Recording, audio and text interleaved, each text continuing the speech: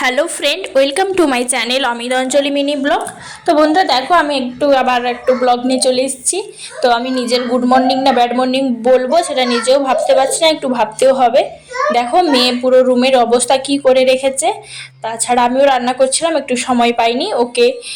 ও এখনই ঘুম থেকে উঠলো, ওর বাপি খাওয়া দাওয়া হয়ে রেডি হয়ে গেছে, অফিসে যাওয়ার জন্য রেডি হয়ে গেছে, ডিউটিতে যাবে বলে। আর ও মেয়ে দেখো কি করছে, বাপির মোবাইল নিয়ে বসে আছে।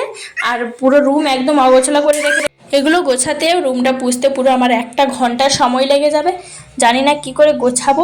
এখনও নিজের খাওয়া দাওয়া হয়নি, ওকেও খাওয়াইনি। ও এখনও ওর ব্রাশ করে এসে বাপির মোবাইল নিয়ে বসে আছে।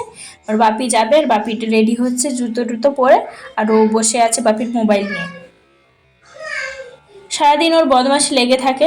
তো বিছানাগুলোর অবস্থা কি করেছে দেখো, জানি না কতক্ষণ লাগবে গোছাতে।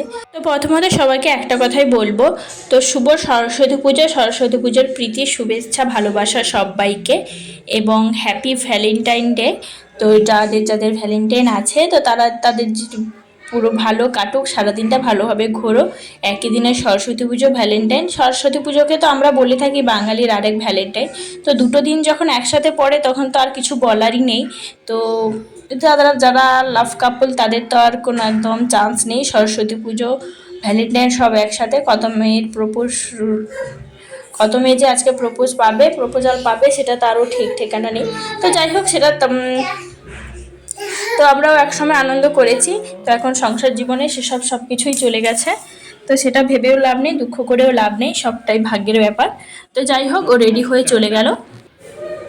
তো আজকে ও একটু দেরি করেই বেরিয়েছে, ওর শরীরটা ভালো নেই, আজকে দেরি করেই বেরিয়েছে। তো না হলে প্রতিদিন ও 9:30 10টার দিকে বেরিয়ে যায়। তো আজকের একটু দেরি হয়ে গেল, তো 10:30 বেজে গেছে। তো ততক্ষণ আমি মেয়েকেও খাইয়ে দিয়েছিলাম। তারপর দেখো বন্ধুরা, মেয়ে মোবাইলটা দেখছিল বলেই আমি রুমটা গোছাতে পেরেছি। তাই জন্য রুমটা গোছানোর পরই আমি তোমাদের সাথে ভিডিওটা শেয়ার করলাম।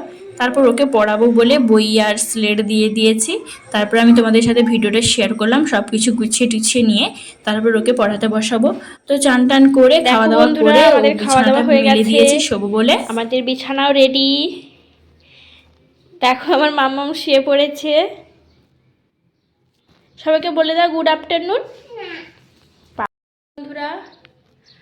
তো খাওয়া দাওয়া হয়ে স্নান টান সেরে বিছানাটা পাতিয়ে নিয়েছি। মেয়ে আর মা আর মেয়ে দুজন মিলে শোবো বলে। এদিকের জানলার তিনটে জানলা আছে রুমে। তো তিনটে জানালায় রোদ লাগে। তো রান্না কিচেনের জানলাটা সেখানে কিছু দিতে পারি না, তো যেহেতু গ্যাস ট্যাসগুলো আছে। তো এখানে জানলাটা রোদ লাগছে তাই মেয়ের স্কার্টটা দিয়ে দিয়েছি। আর ওদিকে জানলায় আমার ড্রেসগুলো, তোমাদের দাদাভাই ড্রেসগুলো শুকনো আছে। তো এখানে মামামের স্কার্টটা দিয়ে দিচ্ছে। এখানে দারুণ রোদ লাগছে, দেখো ভীষণই রোদ লাগছে এদিকে। কি হয়েছে? তো ঘুম থেকে উঠেই দেখি ওদিকে দিয়ে ঠাকুর যাচ্ছে, ব্যাঙ পাটি বাজনা বাজছে। তো জুম করে একটু দেখাই ভালো করে। তো একটু মোবাইলটা হলছে কারণ মেয়েকে কোলে নিয়ে দাঁড়িয়েছিলাম, মেয়ে দেখো বললো। তো জানলা দিয়ে ওর বাইরের দিকেও দেখতে পায় না, তাই জন্য আমি দূর থেকে ঠিক বুঝতে পারলাম না। আমার যতদূর সম্ভব মনে হলো গণেশ ঠাকুর। তো দূর থেকে বোঝাই যাচ্ছে না, আমি জুম করেই তোমাদের দেখাচ্ছি। যাই হোক, তোমাদের দেখাবো বলে ভিডিওটা জুম করলাম। তোমাদের দাদাভাই বলছিলাম শরীরটা ভালো নেই, তাই তাড়াতাড়ি চলে এসছে। আর ব্রেড অমলেট বানিয়েছি আমাদের জন্য, আর মেয়ের জন্য নিয়ে এসেছি দুধ বিস্কুট খাবে। আর আমাদের জন্য একটু কফি করেছি, তোমাদের দাদাভাই খাবে না বললো, তাই ওর জন্য করিনি। তো ব্রেড অমলেটে বানিয়েছি, দুজন মিলে খাবো। তো কফিটা বানিয়েছি, ও যদি খায় তো খাবে, না হলে খাবে না। তো শরীরটা ভালো নেই তাই ওকে জোর করিনি। আর মেয়ের জন্য দুধ নিয়ে এসেছি বিস্কুট দিয়ে খাওয়াবো বলে। এই দেখো আমরাও বসছি তিনজন। ও ওদিকে বসে মোবাইল দেখছে, আর মেয়ে বিস্কুট ডাব্বা নিয়ে বসছে। তো আমি এদিকে বসছিলাম, সব কিছু নিয়ে এসলাম। মার্কেটে গিয়েছিলাম, দেখো বন্ধুরা